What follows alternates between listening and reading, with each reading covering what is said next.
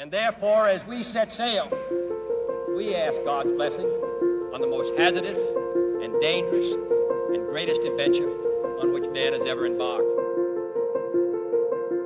Well, the way we do a project like this, we start out with small models, and we take those small models, we scale them up into larger models, and then finally we went with the 7-foot figures.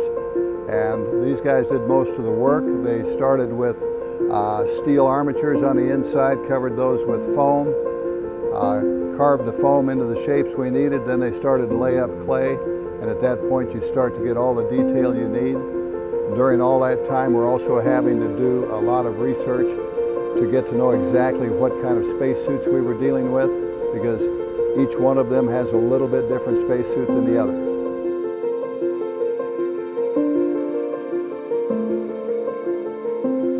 Oh, it's great. I mean, 50 years ago, these are the guys who went to the moon, man. This is an awesome project. This is the most incredible thing that mankind has done.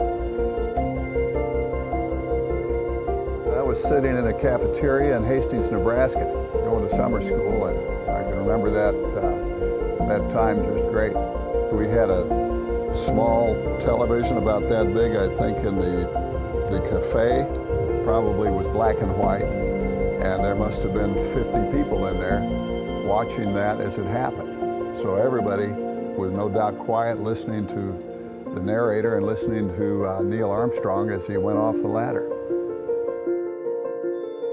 I still remember going outside and looking up at the moon, and then I came back in and my Aunt Claire asked if I could see him, which I thought was pretty good. We choose to go to the moon. We choose to go to the moon in this decade and do the other things, not because they are easy, but because they are hard.